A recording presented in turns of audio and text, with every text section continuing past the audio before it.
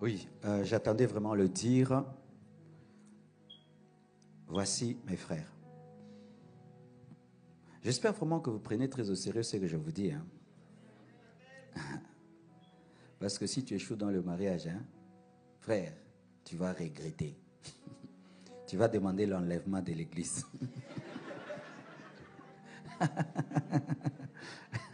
Tu vas devenir un sorcier où tu demandes la mort de l'autre. Seigneur, tue-le, tue-le.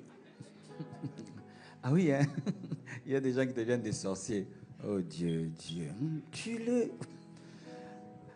Alors, souvent, en matière de choix de conjoint, nous parlons souvent du conjoint et rarement de nous. Je chausse du 40. Lorsque je vais dans une boutique, la première chose que je cherche à connaître, c'est pas si ma chaussure sera brune, mocassin ou pas. Je chausse du combien? 40. Alors j'irai pas là où il y a le 39, le 41, le 42, le 50. Boum, 40. La connaissance de soi précise le choix. Qui es-tu, toi qui veux te marier? Même quand on va dans un restaurant, on dit végétarien, omnivore, carnivore, tout.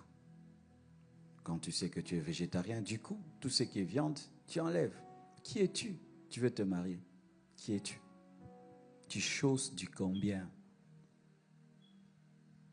Beaucoup de gens se sont mariés très mal parce qu'ils n'ont jamais su qui ils étaient et ils ont découvert qu'ils étaient en retard. C'est parmi les causes des désillusions dans le mariage, l'ignorance de soi. Alors la Bible dit ceci, que le Dieu de paix vous sanctifie tout entier, esprit, âme et corps.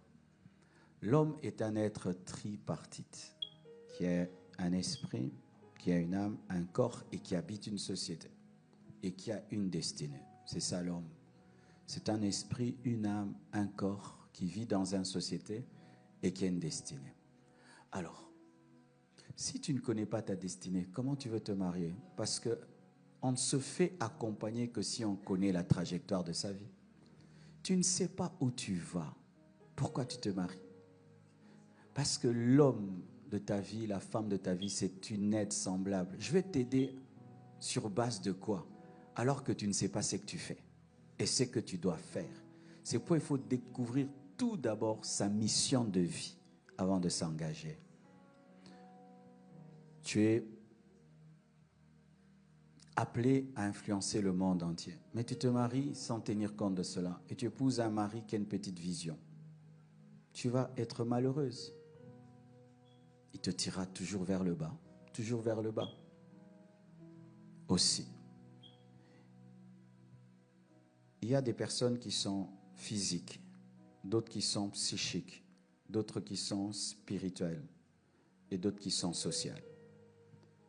Les personnes physiques, quand tu es un physique, c'est-à-dire tu sais, toi, quelqu'un peut être beau, plutôt intelligent, spirituel, sociable, tant qu'il n'est pas beau, tablette de chocolat, 1,90 m, tu ne prends pas. Ne prends pas. Attends tes tablettes de chocolat étant 1,90 m. Sinon, tu vas commencer à envier Brad Pitt et tout. Tu dois se connaître. Il y a des hommes comme ça. Ils n'ont que faire du caractère d'une femme. C'est le corps, le corps. Toi, vraiment, c'est la femme, c'est le corps. Si c'est vraiment ça, toi.